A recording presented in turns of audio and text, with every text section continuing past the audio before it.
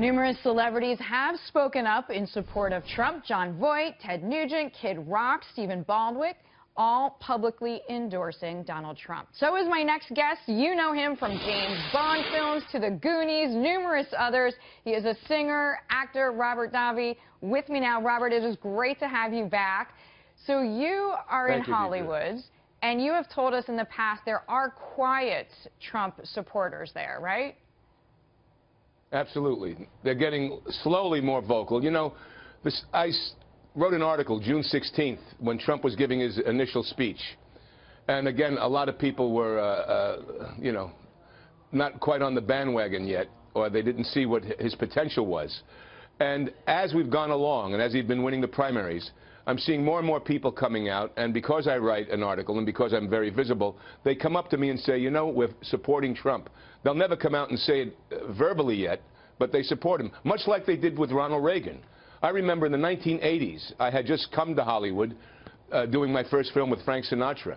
And Hollywood wasn't rallying initially, hugely, around Ronald Reagan. There were some major stars, of course, but I find the same thing today. That's funny. Art Laffer, who worked in Reagan's administration, said the exact same thing. He said, just remember, you know, when Reagan was in the running, there were a lot of people saying he wasn't up to the job, and he took a lot of criticism.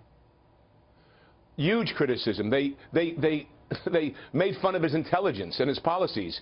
You see, Reagan, like Donald Trump, thought big ideas. I remember when Reagan talked about the Star Wars defense. He got such ridicule for that. And meanwhile, Israel is using that kind of Star Wars defense idea. Right.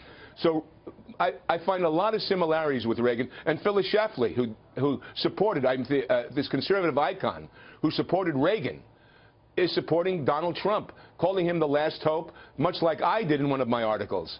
Because we see the GOP establishment, and a lot of people, Deidre, say it's a reaction to Obama. Well, I don't necessarily agree with that totally. Okay. I think that the GOP overall has let the public down, has left the voters down with trade, with immigration. I've written about that since 2010. I met with the Republican leadership in 2010, asking them to take immigration seriously. And we continually see that they don't. So Donald Trump comes along and puts out a platform that I now, seeing last night's debate, it was astounding to me to see Ted Cruz and Marco Rubio all starting to take Donald Trump's positions on certain things that when he first came out with them, they were disagreeing. So well, Hollywood watches your point this. About him being a leader. But I want to ask you, especially in Hollywood, about the other side. George Clooney, one, recently slamming Donald Trump in an interview, saying he's an opportunist, he's a fascist, he's a xenophobic fascist. You can count on Americans to do the right thing after they have exhausted all other possibilities.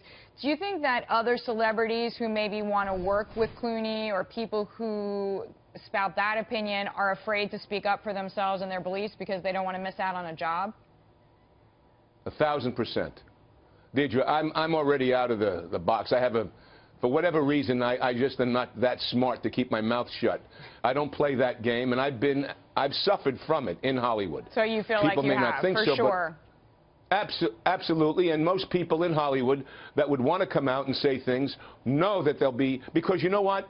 If you don't go to that liberal fundraiser, if you're not at that big dinner where all the Ims are, you're not in the club and you're not being hired. So you suffer when you come out forward for some of your beliefs, and that's just the way it is. So you know, is it the last acceptable prejudice then to come against somebody who has more conservative values or who sees politics more to the right than to the left? They talk about racism in America. There's you know, and in the 50s you had the McCarthy era. Well, that's going on in Hollywood today. That's going on.